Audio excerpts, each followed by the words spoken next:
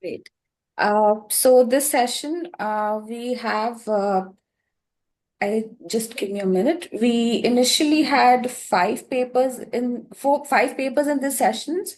Our first speaker won't be able to join us, Shubhangni Gupta. So our first paper will be by Madhu, Vottery and Pranavi, Vasa. Before that, I'd like to introduce all of you to our two chairs.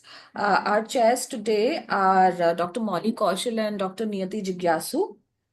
Now, Dr. Molly Kaushal is currently the director of Center for Heritage Management at Ahmedabad University, and she is the former professor and head, Janpad Sampada Division at the Indira Gandhi National Center for the Arts, New Delhi. She is a folklorist by training and obtained her PhD from Moscow State University in Russian and Indian folklore.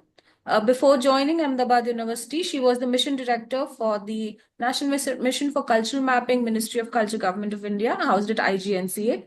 Professor Kaushal has a rich and varied experience in the field of research, documentation, and safeguarding the intangible cultural heritage of diverse communities in India.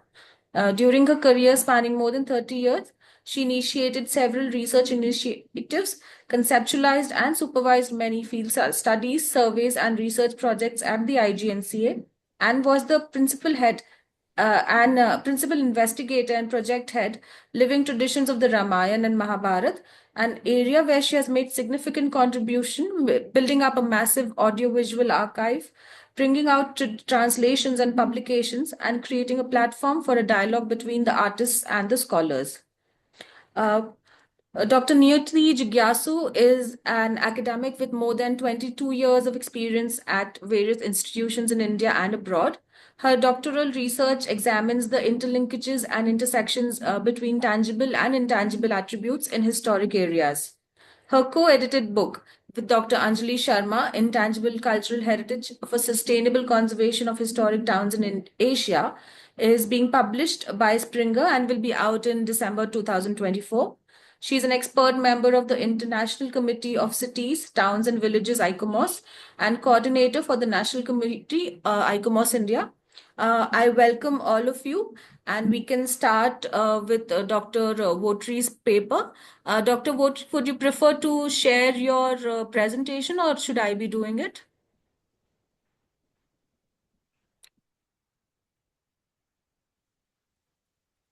Dr. Vottery, can you hear me? Yeah. So would you be sharing your paper presentation? Should I share or? What would you prefer? Yeah, I can do that. I sent a latest document last evening to you. Okay. Uh, so if we can share it, or if you prefer to share it, whichever works better for you. Sure. I'll go ahead. Yeah, I have shared a latest PPT. I'll do that. All right.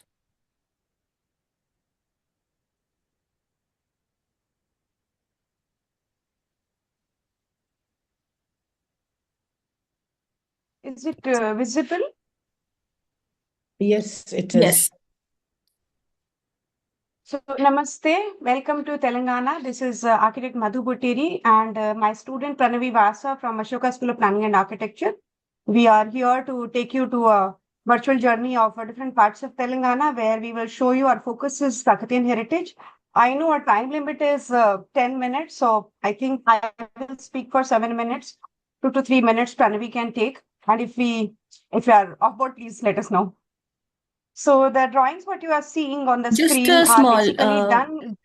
point. Yeah. We'll take question and answers towards the end of the session, and that's where the chairs will also be sharing their comments. Thank you. Yes, sure. So the sketches what you are seeing on the first sheet is basically, I would say, from children and for children.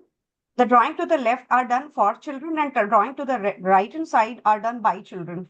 So this is the Kakatiya heritage we are talking about. The top part is a right hand side, top part is a ceiling pattern from a Kakatiyan temple. It's actually the World Heritage Ramappa temple. So we have been comparing Ramappa temple with the other sides, and in that context, these drawings were created.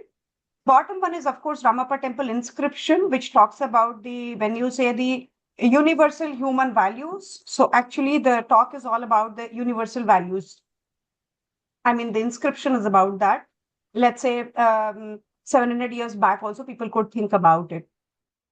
So about our objective is basically to see how heritage education is seen as a part of sustainable development goals, and Pranavi will take care of that, some part. And our methodology is basically simple. We are trying to identify which are the World Heritage sites. For us, it is only one, that is Kakatiya Rudreshwara Temple. And there are many more sites which are important for the region. So around those sites, we have identified some of the schools. And with those schools, we are having a lot of events with heritage education. Pranavi has been part of a couple of activities. And then within those activities, we will see that how the sustainable development goals have been achieved. That's how we are going about it. Our outcome is, as I said already, understanding SDG and creating a template. If we can do the similar thing with the other regions or the distant regions, distant part of the region. And why we are doing heritage education? Heritage education is done to create a larger level of public awareness. So this is heritage education and sustainable development goal. The most important goal for us is number 4, which is quality education. So of course, when we take children to, or I would say the school and college students to various historic sites, we are talking about improving the quality of education. We are taking them out of their classrooms, and we are also unloading the teachers. That's the whole idea of doing this exercise.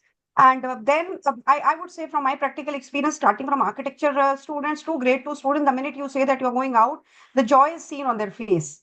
And they are ready, ma'am, what are we coming back with? Pranavi will ask, okay, we need to take our measuring tape, we need to take our cameras, and we'll be disciplined on the side, we'll be nice with the people around them. So now all these promises, of course, take shape slowly. And then when you work on quality education, there are other development goals which takes shape that I will show you. The second picture to the right hand side is done by one of the teacher from Chennai with whom we had a project on miniature painting. I will talk about it. To the right hand side, it's my favorite picture and favorite project. It's a World Heritage, sorry, right now part of UNESCO best practices on inclusive sustainable tourism. I'm sorry. Can I continue? Sure, please. Yeah. So this picture is from Chomala Palace, the museum, where we are connecting local history with the national history. This slide could have come a bit later, but basically what we are trying to show you that the site which you are taking the children to, you can see it says place, date of construction, then a name of the site, then what type of site it is. I'm so sorry. Yeah, the what type of site it is and the nearest school which is interested in those sites. How do they visit it? When do they visit it? And what are the development goals? So let's take any one example. Okay, let's say the first example itself. The site for now, because we have not found any inscription, it's a temple which is in Medjal. It is 200 years old before present. And why I'm giving this example, this site is not part of any specific list. This site is protected by endowment board, you can see, and the locals. It's a beautiful temple, and amongst the rocks, unfortunately, the rocks are being destroyed by, I would say, locals itself. But the temple does stand, and the children did enjoy the visit, and they did learn a lot of things. And it was visited basically to celebrate Vana Mahotsav, to celebrate World Biodiversity Day, World Water Day. Okay, so when we talk about these visits, then I would say that children learn about life on land, life, of course, quality education, as I said, is the first focus, and gender equality, because we are talking to all the people there, we are involving all type of people there, and girls and boys, they all come together. Rest of the things, maybe, we can discuss in the long paper when the time comes. Then same question comes, heritage education is for whom? We only think that heritage education is done for children. Yes, they are the, I would say, bigger group, but then we also do it for college students. These are students of history, art, architecture, tourism, and journalism also. Because if you remember, yesterday you had some students who were talking about language, English language student. Then we also do it for educators and decision makers so that they learn the best practices, they learn how to resolve things on site. And to do all this, we have to do capacity building of the guides, because let's say if Pranavi is going to the site or Madhu is going to the site, we are not enough. So we have to give a lot of information to the guides, and that's where the capacity building project comes in. And we also train the trainers. As I said, these are the teachers. What you are seeing, the second slide, where we are talking to the teachers about the museum education. So this is prehistory museum. So we are basically connecting the prehistory of Telangana with the school education. The upper part is a project called Azadi Kamrat Mahotsav by India Tourism, where we went to ZP, which is actually close to the World Heritage Site Ramappa Temple. This is where a project started from Kakatiya Heritage. How do we do it, what to learn, and what and when to give? So we are I would love to tell you that whatever we do in this project, it finally gives some very beautiful results. It's like you are putting the seed today and tomorrow somehow it will sprout and it will give you fruits also. So today our fruit is actually UCCN category UNESCO Creative City Network. The Hyderabad is city of gastronomy, and also, as I said a few minutes before, that we are part of the best sustainable practices and inclusive tourism experience, only 10 countries across the global south. So one case study out of those 10 case studies, you can say. And how do we do it? We basically, when we go to the site, we talk about three components: people, place, and time. People who build these structures, people who live around these historic components, and people who take care of it. Places, when the building is built, where the building is built, okay, and how it influenced, how it got influence on another place. That's the place. Then the time is the past and present both times. So heritage is basically a link between the past and present both, for studying continuity of culture and tradition. The last thing comes when to give. Like I would say any day is a good day. When the school comes and they ask us, we conduct Hyderabad Heritage Walk, Craft Walk, Museum Walks. You can see we also have site seminars, we have heritage runs, we have workshops. We also do measurement of defunct well. So the bigger picture, what you are seeing at the right hand side, you can see there's a child, you can spot the second column. With that, there's a boy standing with a tape. Okay, so he's measuring the well. He's measuring a defunct well. It's a fun exercise for children, and they ask again and again for it. This is about the school children. They are, I would say, 7th and 8th grade students. You can also see the inscription. I will show you in the further slides. Now, when to do it, we have done, you can see there are girls in the blue uniform, the top picture. They have come to a radio station with us, and they have talked about the World Heritage Week. I recently also had another program where I would have taken the student, but it just worked one-to-one. So World Heritage Week celebrated at All India Radio Hyderabad, International Day for Monuments and Sites, which we do with ICOMAS very well.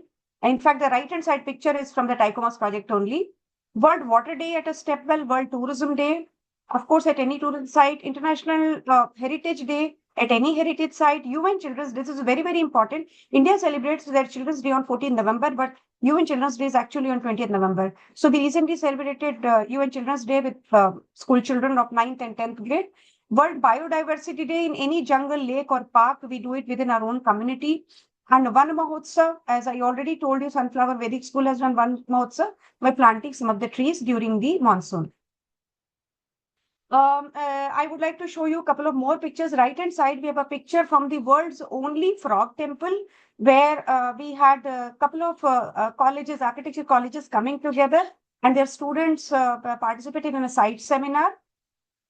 This is close to Lucknow, a place called OL. In fact, OL Maharaja families is still there, and they are partly, you can see, stakeholders to the whole site. The site is right now under state archaeology. The bottom picture is from metro station. How interesting, like other states ask me, how do you conduct program with metro rail? So L&T Metro Rail has come out with some options of heritage awareness, and we have done this program.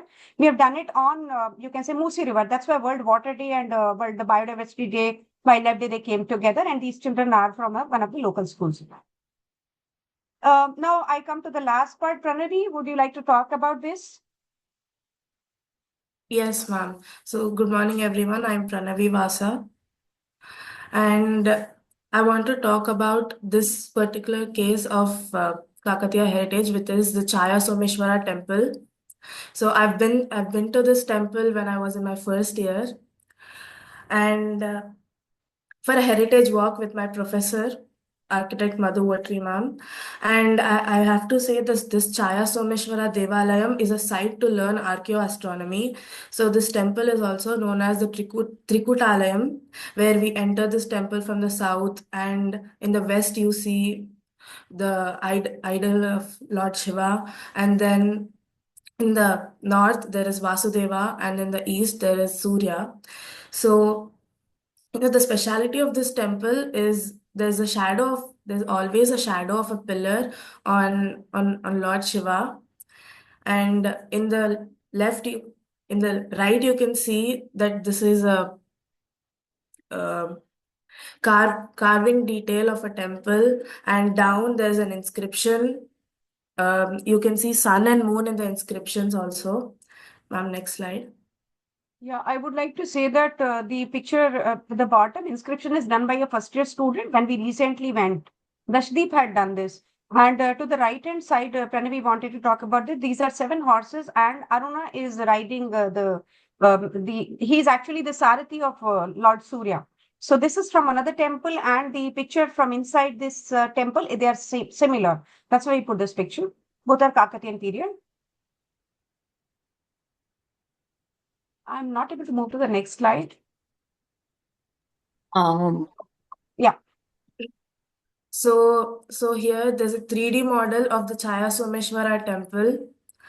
And in the right side, there's this inscription from the Thousand Pillar Temple in Warangal. So what happens is, when we usually, as tourists, visit such temples, we tend to ignore all these inscriptions on pillars and all. But when we take kids or small children who seem interested to doing this, if we show them all this, they interestingly sketch them. They want to learn more about them. So here we can look at a girl making a picture of this inscription.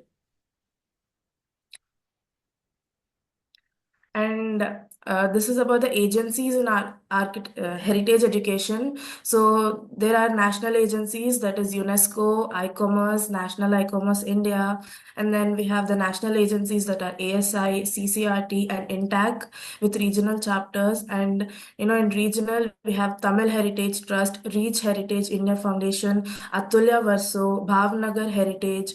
And then Telangana Tourism, AP Tourism, Society to Save Rocks, Kakatiya Heritage Trust, Leach India Foundation, etc.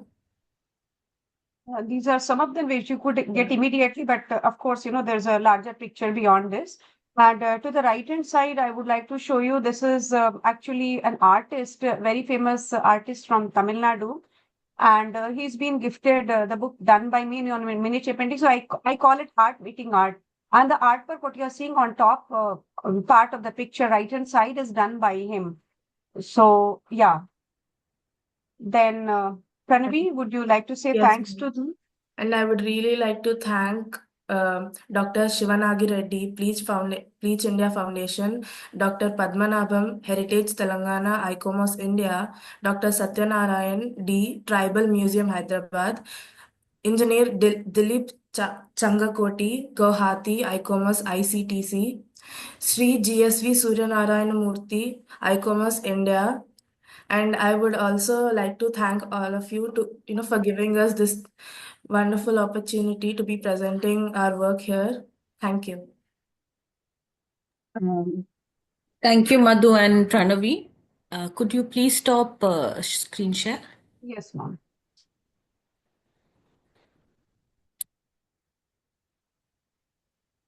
Next speaker is Sudiksha Singh Rathore, who will be talking about Nizamabad's Prajapati Dynasty. Sudiksha, would you prefer to share your own presentation, or would you like us to share it? Yes, good morning and Jai Hind. Actually, I couldn't send you the presentation, so I'll share it myself. Is it okay? Sure, sure. Please go ahead. Thank you so much.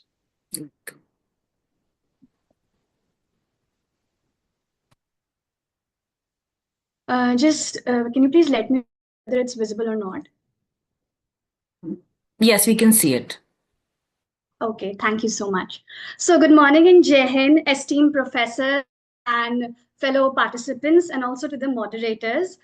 Today, I'm very proud that I've got this opportunity to present my paper that is titled Justice and Survival, the Story of Nizamabad's Prajapati Dynasty.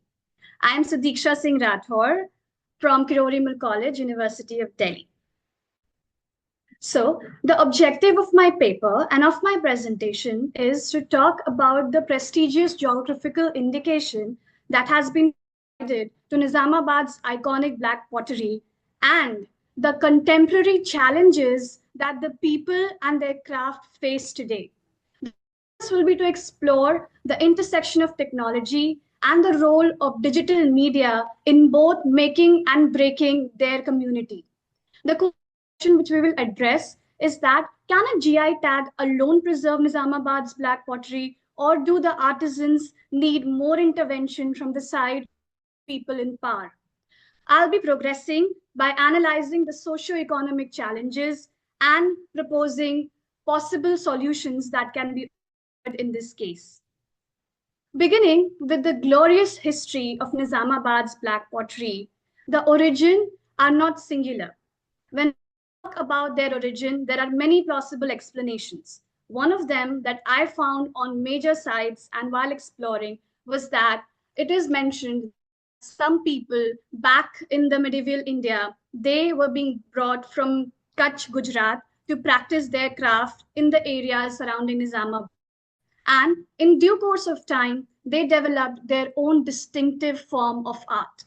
Some other stories suggest that this Nizamabad's black pottery has been inspired by the Bidri ware culture that was prevalent in Hyderabad. But when I'll show you this image, which is right, it suggests that there were differences. This is basically made out of metal, but when we talk of Nizamabad's black pottery, it's basically made out of clay.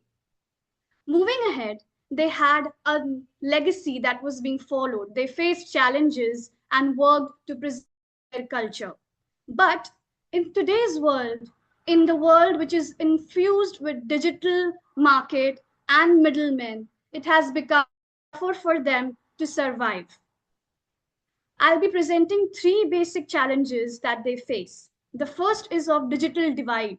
This divide is widening day by day because I myself visited their workshops and am the testimony to the fact that there was little or no intervention of technology in their lives. I could not find a laptop. I could not find computers. All I could find were basic amenities, basic appliances, and basic electricity. It is not bad. They are managing it very well. But what I have to point out here is that aloof from the technology.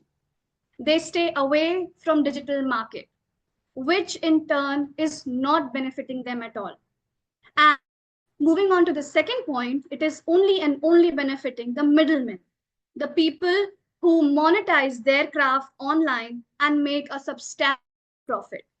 I'm not against their profit, but what we have to look into here is that these actual creators also get the credit and get the amount that they deserve. So this comes down to the third point, that giving a GI tag is very important and a landmark step. But is it enough? Is it enough to just provide a GI tag to their product?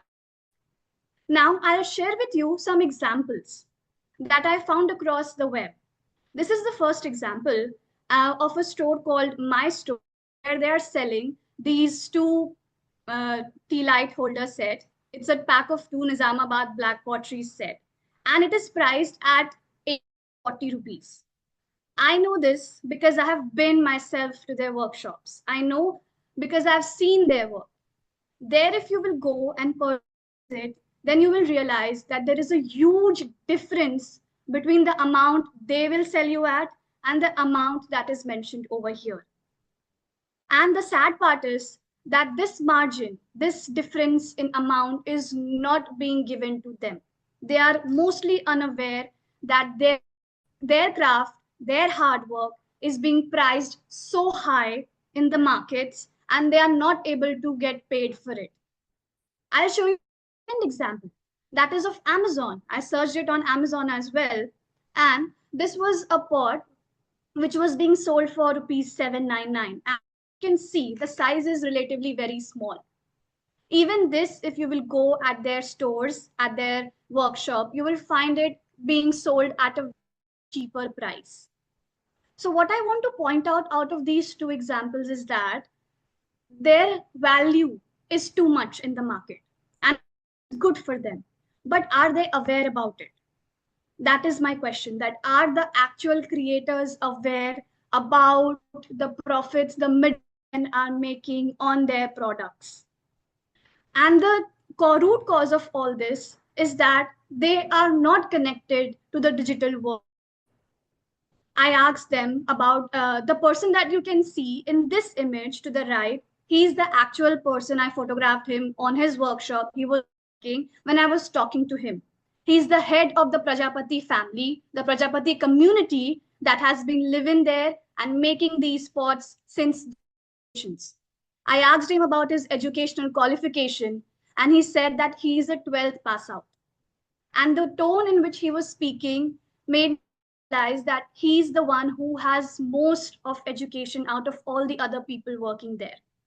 So for them, being 12th pass is the highest education that they have got or they are interested in, which in turn is somewhere creating a divide between them and the people living in the cities. I'm not talking about giving them education at a college level or at PhD. My question here is, even if they get proper skills, my argument says that even if they get proper skills and digital access, that would be enough for them to actually step into the market themselves rather than being dependent on a third party or a third person. The head of the family, he has had a huge legacy of his family members creating art and craft. But due to limited digital access, and even if they have access, they don't have the skills to actually open and see and search and upload their stuff online. Moving on, these have become a huge crisis for these communities because slowly and steadily they are wiping out. Their younger generation preferring to take up another job because of less income that comes out of their years old craft.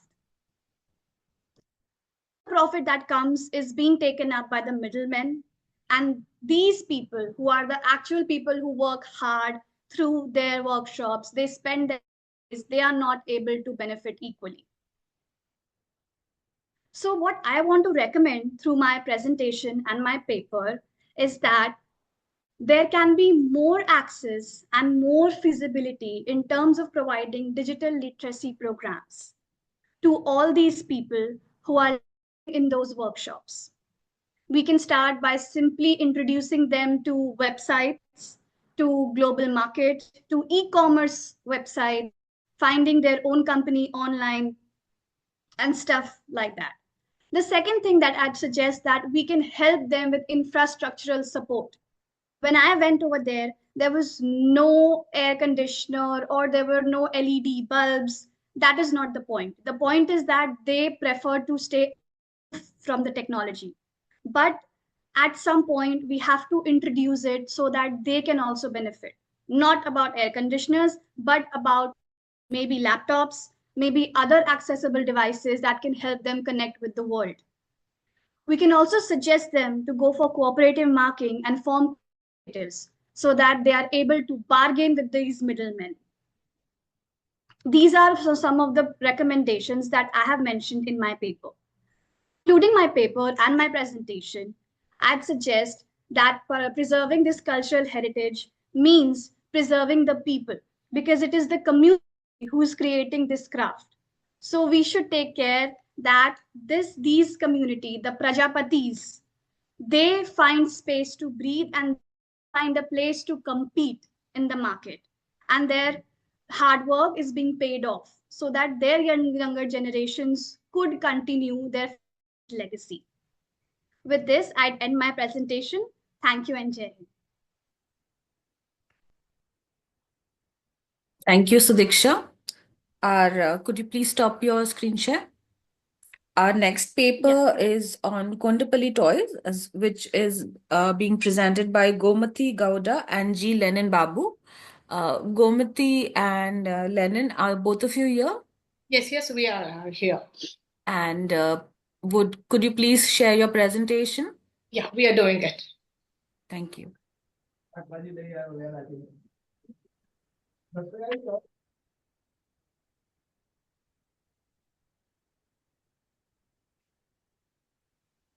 Could you put your presentation in slideshow mode, please? Yes. Just give us a minute. Sure. Haji. Yes, we can see you. Thank you so much. Yeah. Yes, you can switch on your cameras as well. Namaste. And this is Dr. Gomathi Gowda, the principal from the College of Fine Arts, Karnataka Chitrakala Parishad, and Mr. Lanbavji from Jain University, presenting a paper on the living heritage, revitalizing Kondapalli toy craft legacy in India. This actually is an ongoing project that we had conducted with the help of Indira Gandhi National Center for the Arts at the Southern Regional Center, Bengaluru, where we had conducted a workshop for the artisans. It was a 10-day workshop, and we did a lot of documentation also and produced a catalog. And in process of this, we also wanted to understand the kind of revitalization efforts that has happened from the government and how the craft could be taken ahead. So I would just want to give an introduction and a little bit of an historical background of the Kondapalli toys. So these toys, which are known as Kondapalli Bommalu, symbolize the cultural heritage of Andhra Pradesh, and they are renowned for the vibrant colors and intricate designs. So they are rooted in centuries of tradition, which reflect the rich craftsmanship of Indian handicrafts.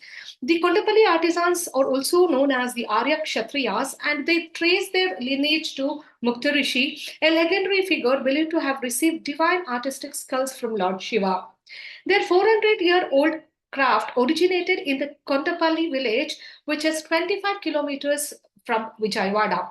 So these artisans are supposed, and there's a legacy which says that they migrated from Rajasthan during the 16th century and brought with them the toy making tradition to Andhra Pradesh. And under the patronage of Sri Krishna Devaraya, the craft flourished. So to talk about the craft, these toys are crafted from the lightweight poniki wood, which is sourced from the nearby forest from Ibrahimpatnam also, and then intricately carved and painted with vibrant vegetable dyes and enamel colors. So these toys represent a lot of Hindu mythology, village life, folklore, and the scenes of Dashavataram, which are very popular. So to understand the challenges faced by this craftsman, so the craftsmen are dwindling with wood supplies, the rising cost, and the competition from the machine-made products. The stagnant prices, the limited infrastructure, and the declining artisan population due to the migration and also the changing aspirations have threatened this traditional craft. So we wanted to take a look at the intervention from the government, and to understand this, there's a tremendous intervention and the revitalization effort that has happened from the government.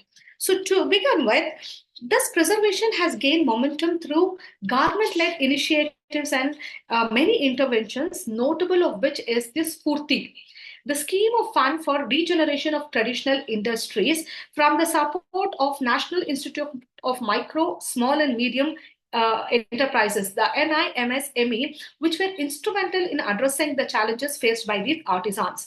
So the Spurti scheme aimed to rejuvenate traditional industries and the artisans clusters across the country.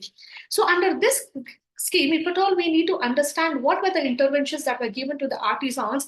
To talk with, they were provided with a lot of financial help to develop the infrastructure and also procure the modern tools, because all these years the artisans were only using the traditional tool which was called as bahudara.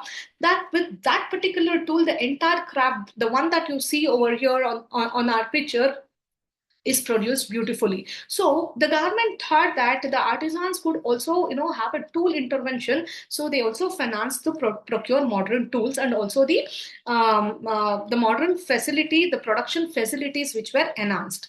The artisans received capacity building support also to upgrade their skills and also adopt the modern techniques. Then comes the NIMSME-led initiatives, which train and support the artisans by giving them digital interventions also. Then they also started to support giving a lot of inclusivity to other crafts as well, not only the Kondapalli toys. Then came the NRCD intervention. The the main purpose of the NRCD intervention was to give training and skill enhancement for the artisans, which worked very well for the Kondapalli artisans. Then they also provided market expansion strategies to broader domestic and international platforms. Then research and innovation also were led to modernize production while also retaining the traditional craftsmanship, and continuous handholding and monitoring support was provided by the NRCD. Then we have another, the Bommala Panivarla Sangam, which is under the Spurti scheme, representing the artisans, where many BPL families, which were relying only on the toy making society factory, were facilitated with the Common Facility Center, the CFC, which was introduced, where a lot of training programs were given to the artisans so that they could meet their needs. Then there was the DRDA from the Krishna district, the District Rural Development Agencies, an implementing agency, which promoted these toys and supported the artisans through the Spurti schemes. Then when we talk about the NRCD, there were a lot of implementation of technical agencies which introduced the key initiatives like a skill unit, or raw material bank, warehouse, and the common facilities center with a showroom. So these were the initiatives which were taken by the government, and also there were a lot of training which were given to the artisans on the use of natural colors, then design development, and also exposure visits, building the artisan skills and also enhancing the market linkages. So there was a robust institutional framework. There were initiatives which led to the capacity building, strategic partnerships also ensured the sustainable production, which empowered the artisans. Then there were a lot of empowering which happened through the soft and hard interventions under the Spurti scheme, wherein 252 artisans were trained with the budget of 25 lakhs. So these programs focused on natural dyeing, design development, and also the crafting techniques, which empowered not only the artisans also, but the younger generation who taken a lot of interest to understand and also to learn the craft with a lot of enthusiasm. And also to enhance the market reach, the NIMSME also introduced digital marketing and e-commerce through the ONDC platforms, where these artisans could connect with the nationwide markets. But then when you look at into all the interventions that have been given by the government, but still the artisans are lacking a kind of enthusiasm, a kind of empowerment that we felt so. And we were trying to give them effective strategies for sustainability and also the promotion of Kondapalli toys. So I, along with Lenin, we did talk about it, and we were looking at the other crafts, which were globally getting a recognition, and also revitalization efforts were being done in that particular area. So we thought of establishing and giving them certain interventions, like introducing circular economy. So circular economy is establishing the recycle mechanisms to repurpose waste materials from toy making. And also we wanted to encourage refurbishing and recycling of the used toys to reduce waste and also extend the product life cycles. Then when we talk about certification standards, so we were talking about the GI tag, which is being provided by the government to almost all the crafts, and of course, yes, it has its own limitations. So we were also trying to understand if you could pursue eco certifications and sustainable production standards so that it enhances the environmental credibility, and also to also collaborate with the certifying bodies to ensure that there's a lot of compliance and also build consumer trust. Then we also were thinking about how to build a sustainable supply chain. So partnering with the local wood suppliers and also adopting responsible forestry practices like reforestation to secure an ethical and sustainable wood supply. Because at this juncture, I would want to say that the Kondapalli toys are prepared from the Tellaponiki and not any other wood, because of its durability and also its lightweightedness. So we also thought that if we could give them an wood intervention also, but for which the artisans were a little bit apprehensive. So we thought that to have a sustainable wood supply, we could also go in for a supply chain mechanism, and also promote these like all the art crafts through fair trades to empower small scale producers. And when it comes to energy efficiency, which is of course a very global topic and the need of the hour, so we thought of incorporating and giving them interventions with regard to energy efficient technologies by introducing renewable energy in production processes to lower the carbon footprints, which of course, like when it comes to the other arts and crafts, we talk about the lower lowering the carbon prints, and also implement waste reduction measures like water recycling and energy saving machinery. And we also are trying our best to run campaigns to educate consumers on the environmental benefits of choosing the sustainable toys, provide transparent information on ethical practices to encourage the informed purchasing decisions.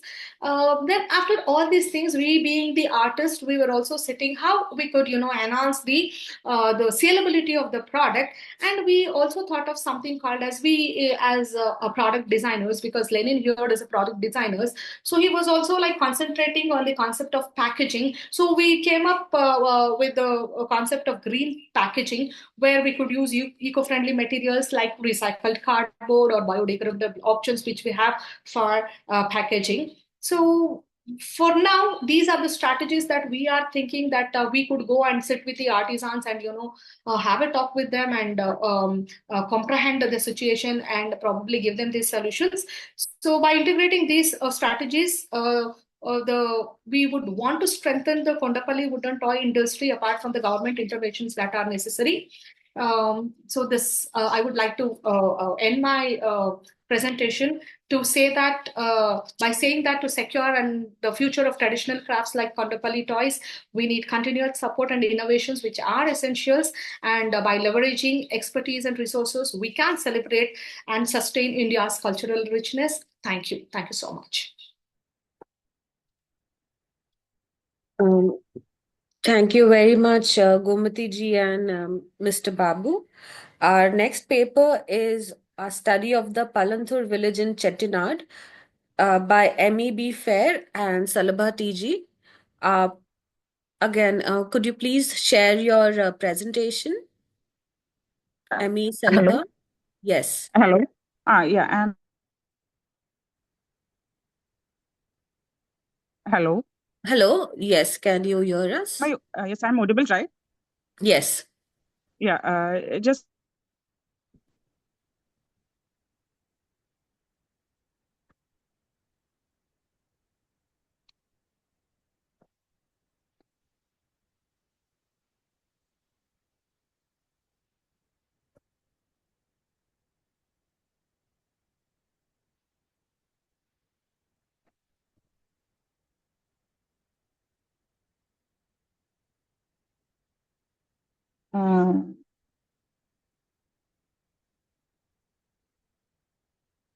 Yes. Are there any issues, Emie, Salabha? I'm not able to see the screen sharing option. It would be at the bottom of your screen.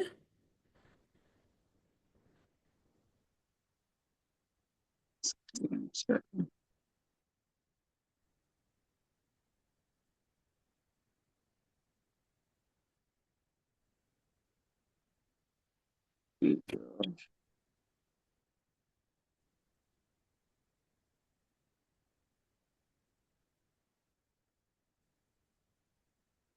Okay.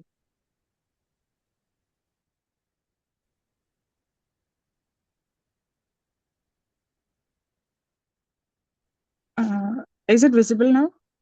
Yes, we can see your presentation. Yeah. Could you please So good morning. put it in slideshow mode? Sure.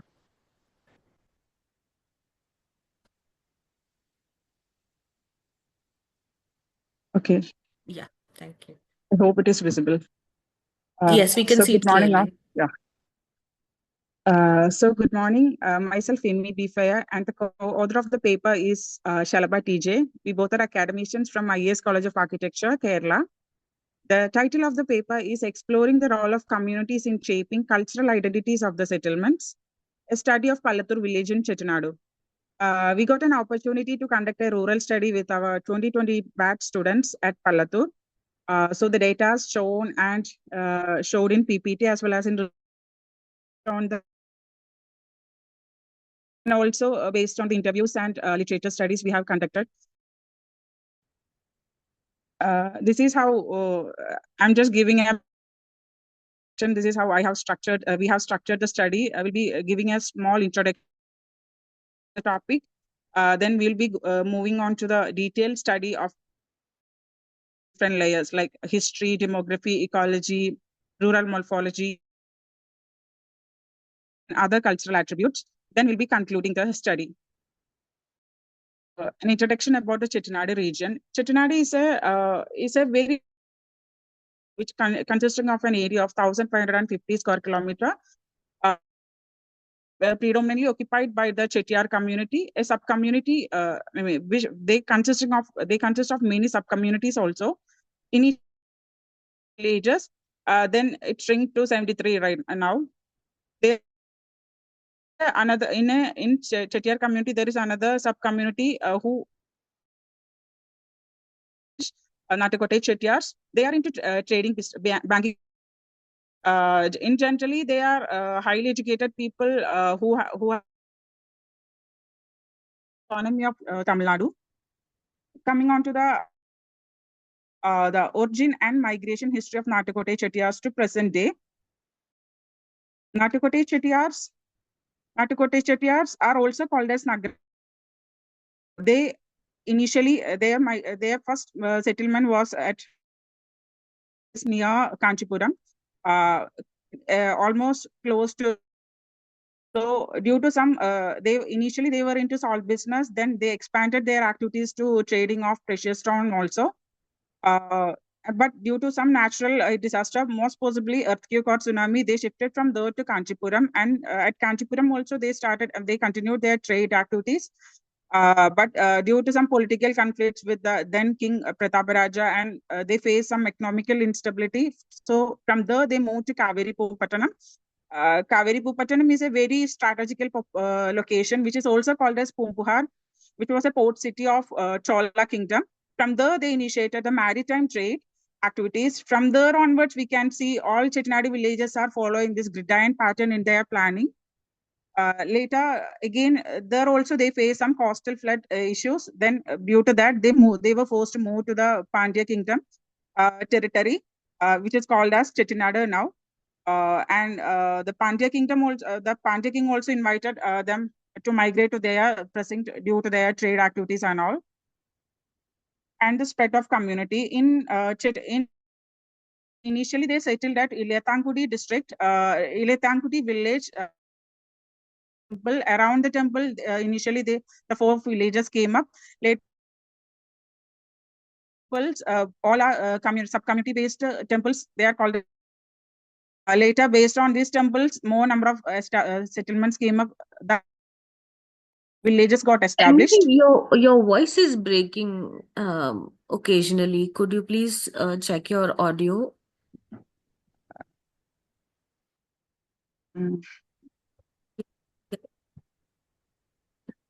Yes. Please continue. And if there is an issue, I'll let you know. Yeah, please let me know. Okay. Yeah.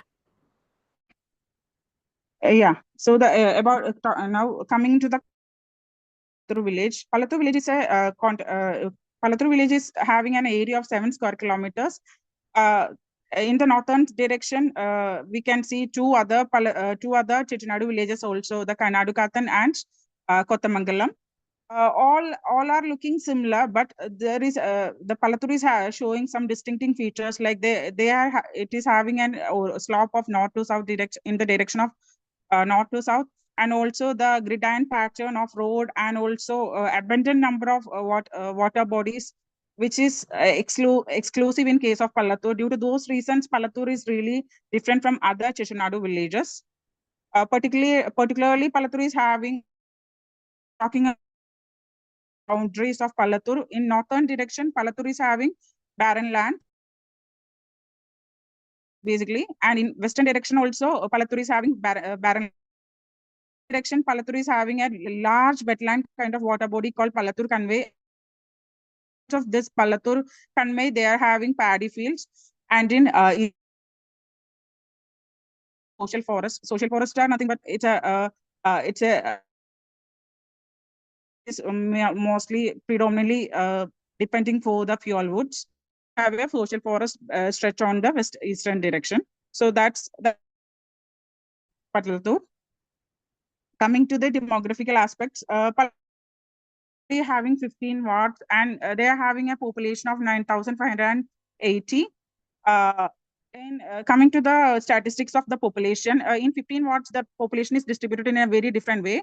In ward number 1 and 2, we could see a large number of people are staying because due to the migration of people who are coming outside the Pallathur.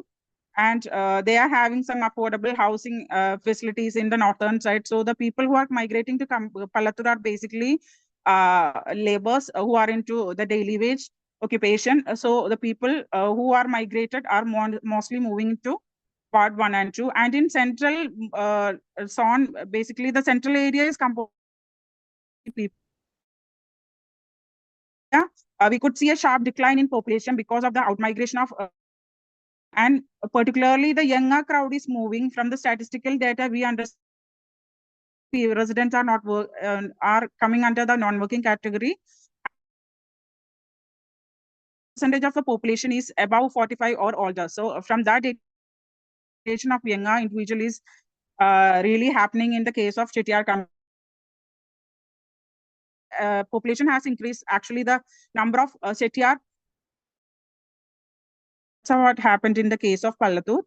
Not only in the case of Pallathur, in most of the is happening. And coming to the ecological aspects, that I will be discussing the typology of open spaces. As I said earlier, they have wide varieties of open spaces starting from social forest, paddy fields, open grounds, vacant. But in central zone, always we can see a shortage of recreational. Yeah, because this is very intentional because the Chettiar community has constructed large mansion kind of houses which were planned away for hosting the festivities, events, ceremonies within the so intentional because they are experiencing a hot and humid climatic condition. So that they constructed such huge mansions to occupy all their ceremonies in. And coming to the topographic, the basically topographical aspects and placement of water bodies. There are two significant types of water bodies in Pallathur. One is kanmais and these are actually a large water reservoir or a large catchment area. It's a kind of wetland actually. And Uranis. Uranis is actually a man-made water tank with a depth of 3 to 4 meters. Or both the water bodies are helping are beneficial in case of Pallathur and other Chettinadu villages because they are acting as a water catchment or water reservoir. Because the rainfall is really less, it acts as a rainwater harvesting tool. And again, these Uranis are divided into different subcategories based on their functionality, like drinking water Urani, temple-related the Uranis designated for temple-related purposes, then washing and bathing related Uranis, etc. And similarly, kanmais are also divided into two categories: the perennial and non-perennial Uranis. The one in the purple color in the southern part is the perennial Urani, which is Pallathur Urani, which is the largest catchment area in Pallathur. And the region is having a high elevation of 114 meters and a lowest of 990 meter in the lowest point, which is in the. Coming to the topographical and topographical again, the Kanmai, which act as a large catchment area, Uranis act as a act as a small catchment area. So from done a very wonderful job for rainwater. From the residential level, they have collected the water, the courtyards to the well, and from the well, the water is just which is laid on the both sides of road, and from the road level, this from the drainages, this water is collected to the water tanks or the uranis, and from the uranis, due to the overflow, this water will be channelized to the kanmais. This is how they have structured the drainage system by utilizing the existing topographical features of the region. And coming to the flora and fauna aspect, they have a wide variety of trees like tamarind, jackfruit, Indian beech, people, neem, etc. All these trees are well suited for the climatological condition because they all requires only a. Another notable feature in Pallathur is most of the large trees, canopies, and old trees are located near the Uranis and Kanmes because of the. And another interesting factor is around this Uranis, if you a sacred grove. Because of that, also the landscape is coming to Emie, the you have 2 more minutes. Your time is. climatological aspects. Okay. Coming to the climatological aspects, level itself, they have provided multiple number of courtyards, floppy roofs,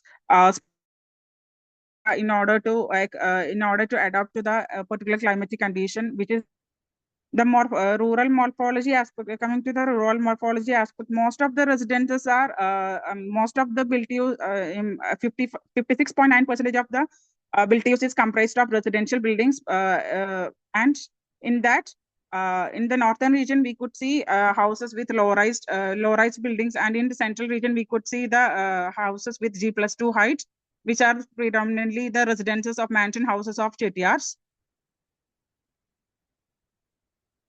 And street is having a gridiron pattern, which was influenced, which was laid by the Chettiars in 1800s, and still they are following the format because drainage, everything is based on the layout only. Having a large varieties of high-swing topologies, predominantly triple courtyard residences are seen for the. These are the basic distinctive sounds of a house. Muggappu, Munnakattu, Thotam. Thotam is a garden region. Muggappu is a region of, the area including courtyard. And Munnakattu is the kitchen area. Again, these are the construction materials which they have used in the house. They have used Burma teak, stone, etc. for column construction. Then Athangudin tiles and Italian tiles for decoration and flooring. Then also used black stone and laterite for the wall construction and all. It's an exploded view of a typical. Coming to the facade treatment, again they have grand decorations like arc door, high plinth with double parapet wall detail, etc. have used. And also they have in the residents, as I said earlier, they have a very exclusive rainwater harvest. Regarding the other food culture, their food culture is also very famous. The usage of they were initial, but later their trade interactions with region Manwar made them into a non-vegetarian community. Preparations and also the use of spices, then also the use of introduction of kavani arisi or the black rice, etc. have some special exclusive features of their food culture. And coming to the religion, festivities, and other aspects, they have many temples inside there. In a village, and each temple is having annual Tiruvada, and other than that, they also have life cycle festivities like wedding ceremonies and wedding anniversary ceremonies. All are 3 days long festivities, which are also practiced in Chettinadu. And coming to the Chettiar clothing aspect, also they have exclusive clothing. We have overshot the time quite a bit. If you could start Yeah. wrapping it up. Yeah, thank you. Yeah, I will start to wrap. Yeah, coming to the Chettiar Kardangi clothing, Kardangi sari is another famous thing. Yeah, that's all about the Chettinadu culture. I have given a very brief presentation. I feel I have given all details.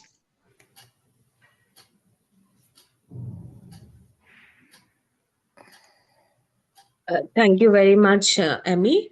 Now I'd request both our chairs, Dr. Jigyasu and Dr. Kaushal, to please share your comments on the sessions.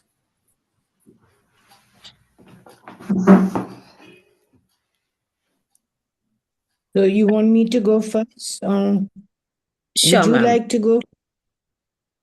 Okay.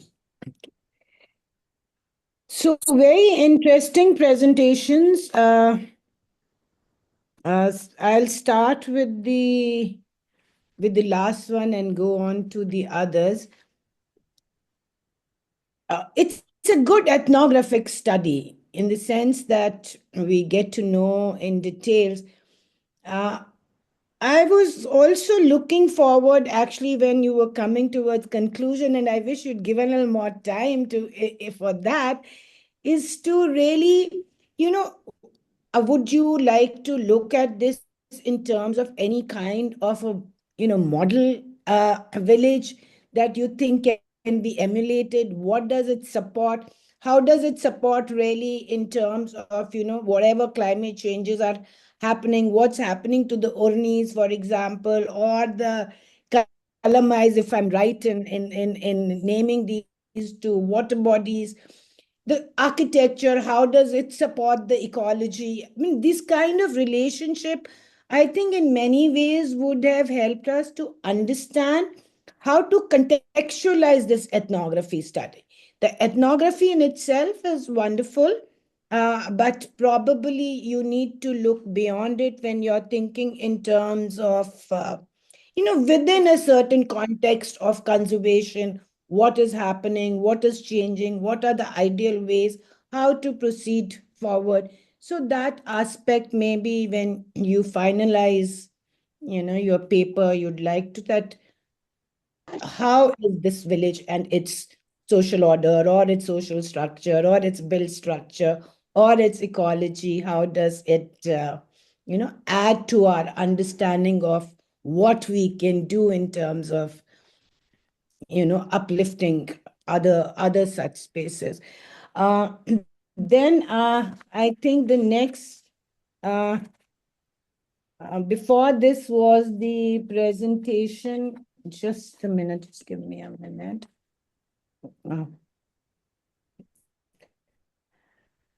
So we had, I think, Gomathi Gowda's paper on Kondapalli toys was in many ways a very significant and relevant contribution in terms of that it actually introduced us to some of the many ways or several ways that the state government and the NGOs are coming forward to create awareness, to bring in design and innovation, to make it more competitive. It does. I think there's a certain sound coming. Okay. So but again, as we see that, these are the kind of models that have been followed. I'll give you a very small example. I don't know if I have 2 minutes or 3 minutes, but what happens is that the moment the state bodies and the NGOs leave, these projects that look, very bright and upcoming, and it seems that a lot of effort has gone into revitalizing these very arts and crafts, and we've done a kind of safeguarding for them. The moment these helping hands are withdrawn, some of these projects really go down. So I think a need for an impact study after all this probably is needed. So it would be good to know if any such studies were done or And if there's one in offering, it's good. If it's not, so I think across board it is very necessary, no matter what kind of projects, safeguarding projects or revitalization we're taking, an impact study should really follow, and also the gaps that then we can actually understand. Then the next came the success and the survival story of the Prajapatis, and I think that was again a very interesting and eye-opening. And this is the I have been, actually also wondering that how has the GI tag really helped the artisans? What is the politics of the GI tag, for example? Because I have many instances when I was at the IGNC and working at the ground level with the artisan communities, and now we also have that ABCD Design Innovation Center at Lal Killa to safeguard and revitalize and actually kind of undertake the same very processes that you were talking about in terms of Kondapalli toys, Gomathi. But again, the thing is that there is a certain social hierarchy, there are certain market forces, which in their very conceptualizing are exploitative. And many a times our efforts with this GI tag regimes or mastercraft person and very centralized planning for this has led to a lot of fissures within the community. So there is certain kinship that develops within the related circle of the mastercraft person or GI tag. So again, I think a kind of an impact study of how this GI regime has really helped, whether they were better off before the GI or, so are we really kind of, falling into this trap of a very, very authorized is a word that's like thrown around, but definitely a very global understanding of what the local regimes should be. And I think in the process, we've kind of destroyed both the traditional regimes and, I don't know how good, how far, what kind of good. And I'm happy that Niyati is agreeing with me. So, yes, it's an important, again, but I would say that, let's kind of go into these impact studies, which are very important and which are fairly lacking. We do point out challenges and strengths, but how all these government NGO, I mean, there have been very, very successful stories, say for banglanatak.com. I think that that's the kind of model we should populate more and more, where we begin to understand what community participation is. Because basically, even when it was happening with intangible heritage, and I was in charge of that for the from first cycle to third cycle, community consent in community participation is taken in terms of one kind of page, where you've taken the formal signature of the so-called community representatives. Who are these representatives? Why only choose them? How was the wider, community involved? And so also in terms of when we're doing safeguarding and we see community participation, we really have to understand this community participation. What is the community? What participation really means? Have been really successful. And there comes the whole issue of the awareness of the first paper. I think that came from Madhu, Vottery, and Pranavi. A great effort, but these efforts are again being, they're not unique to this particular experiment happening. ഞാൻ വിചാരിച്ചു. Okay. So I think the only thing I really see is to relook at all this, relook at, some of the very successful stories, see whether, these can become kind of, if you can emulate them elsewhere, can they provide us with a model, a general, or, that generalized model will end up again, overlooking the local specificities, both of the community, of the art or the architecture. So these are very many issues, and I'm glad that your papers have raised those issues, and the has made the debate now open for discussion. So thank you very much, and thank you Anshika and Parul and Ria, who's been communicating, for having me on your platform. Thank you. Thank you so much for your comments, Dr. Kaushal. Dr. Jigyasu, if you could share your comments as well, and then we'll open the floor for questions. Yeah. Hi, Anshika. Good to see you again. Good to see you. And thank you, Parul and Ria, for inviting me and being part of this very, very interesting session. In fact, I was there for the yesterday's session also. Most of it I didn't see it, so it was quite interesting to and I think one of the most critical or significant thing which I found in this symposium was basically looking at people from different disciplines. So even that comes in when the narratives happen. Then also, the way the case studies are narrated, you can actually see the disciplines that they come from and the way they talk about their things. So that perspective is very important to see. Honor to be with you, Dr. Kaushal. And the reason I was shaking my head so much was because I think I had written most of the similar points. And so like maybe it just shows that, how we are, looking at the same things in a way. So even if I take it from the last paper of Emie and Salabha, I think I would just reiterate most of the points that Dr. Kaushal brought in. So even I felt that, there was a lot of information, but maybe one was even the way the PPT came about, maybe because it came out more as a paper presentation in the sense of actual paper and not as the same.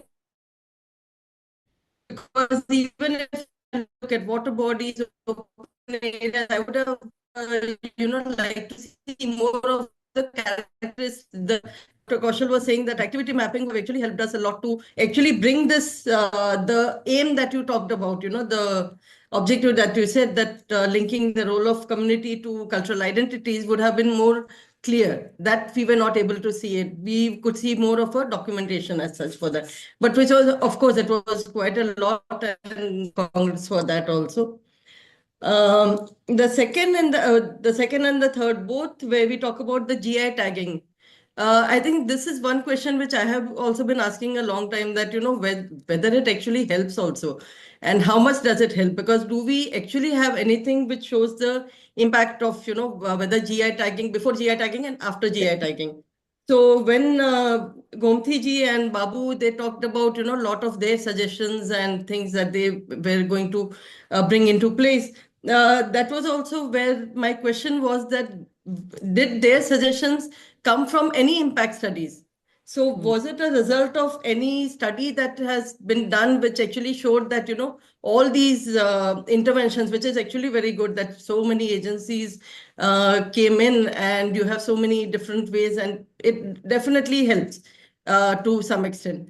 But it would definitely have been better if there was somebody who would have done a study on that, or even if the government themselves had done a study to show the impact, in percentages, or in actually seeing that, whether the economic condition, if the other things change for the artisans. Because one thing is doing that, and other is actually seeing what. And so the same thing for Sudiksha, where she talks about the GI tagging, and she is in the last page where she talks about all the suggestions. Now these are very good when you have to put them on a PPT, but then they are not very implementable sometimes, and it's not our fault or anybody's fault. It's more about there are so many the factors which come in. And one example which comes to my mind is basically the Jandiala Guru Thateras. The reason, because I did visit them a lot and I wrote a paper on them, and because they had this, ICH, they got listing in the ICH. And they told me that when this listing happened, there was a minister who came and there was a cycle and there were photographs and then nothing happened. So, but then afterwards, yeah, there was interior designer Kirti Goel who has actually worked with them over the time with the entire community, where initially the community did not want to come on board, and she had a lot of problems with trying to negotiate their fights and quarrels and everything, and she's still working on it. And now she has actually made it into some kind of a business, which so it was a very small level compared to Bangla Natak, but she definitely at her own level, she has made a good impact, which I found the model very interesting to look at. So Madhuji, I think I have been, looking at her work because of the ICOMOS, and kudos to her because she has been, continuously trying to, work with this, and it's definitely, I'm sure it has made a lot of impact on the students and, a lot of places in their schools and academic circle. So the only question I had, there were two. One was a overarching one was a the thing that this is very interesting when, the students come in and they have these activities, they play, fun, everything happen. What happens after they go back? Like, is there any continuity in that? Because obviously, I don't expect you to go into one school or the same people or same students every point of time. So obviously there is going to be, changes and how it works. And so I was not sure that, whether these things remain as a 1 day or a 2 day activity, or does it actually have a long-term impact as such? And second was because you brought in the SDG goals, which is like a very overarching thing that, we always talk about, but we are not able to actually bring them down to some, actual implementable or actual situation. So SDG goals also talks about quality of life. And we also talk about heritage education and quality of life. And there are a lot of discourses happening that these things come together. So I'm not sure that how can we link it up, and if we can it be linked up at a level of, actually on-site understanding and, not as a overarching that we normally talk about. So yeah, that was just some of my observations, and it was really very interesting. And congrats to everybody for a lot of work. And it was very important because I think ultimately, after so many things coming on board, I think sometimes definitely there'll be a difference somewhere or the other. So thank you so much, and congrats. Thank you. Thank you so much for all your insightful thoughts on all the papers presented. The floor is open for questions if anyone has one. And I request all of you to turn on the cameras. We'd like to take a group photograph.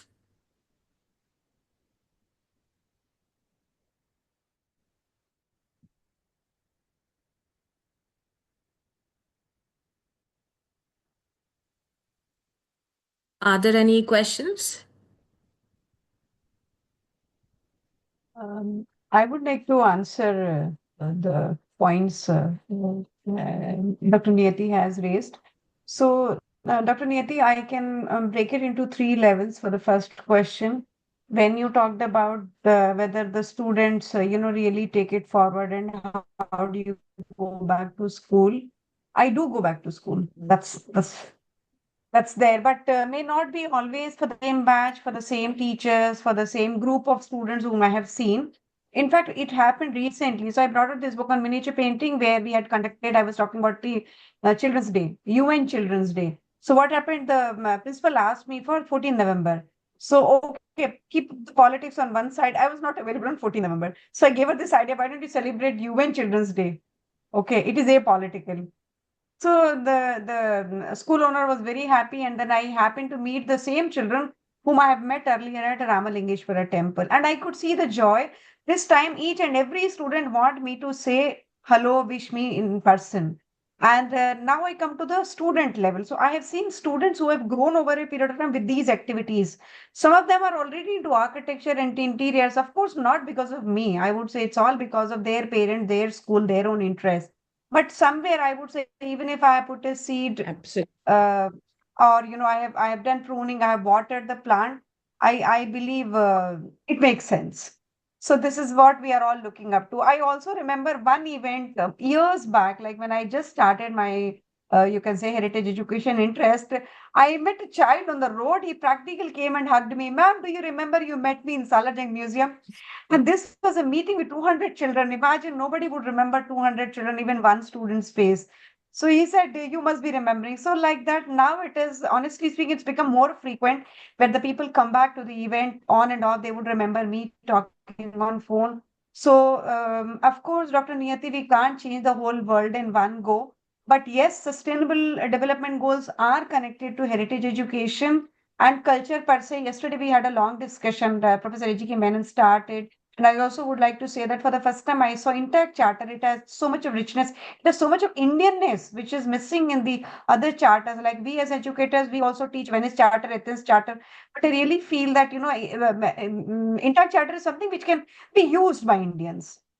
True. So I would say with the help of ICOMOS, INTACH and Indian agencies, I would keep moving. And I look up to a lot of you. So thank you very much. Thank you for the wonderful platform. Yeah, thank you, Madhuji. And I think you have dedicated so many years of it. So I'm sure it definitely makes a lot of difference. And the INTACH Charter, I think it is actually being quoted by a lot of people abroad, but we maybe not, we don't actually give it that much importance. But yeah, it actually makes much more sense to us. So I've been, looking at it quite a lot compared to a lot of these other charters that we work with. Yeah. Absolutely. I think the entire charter kind of changed the course of how we look at conservation practices, how we look at the theoretical aspects, the practical aspects. It's been a path-breaking charter, and I think we need to, again, I said we need to really populate, the kind of research, culture mapping, actually taking up conservation. All this should get linked to education system in some way or the other, because this effort of training them young is very important. And when you actually then bring in SDGs, I think the impactfulness of this effort of taking them out really takes a solid ground as to why this activity was happening. We were also taken, in our time, all these places. But this awareness about the heritage and that it needs to be preserved or that it is challenged or is threatened, it's something that efforts of people like you are already creating in the schools, and I'm sure that it's going to play a very significant role ultimately when these kids are growing up. And as you said, some of them have taken architecture, conservation. So wonderful. Yeah, thank you.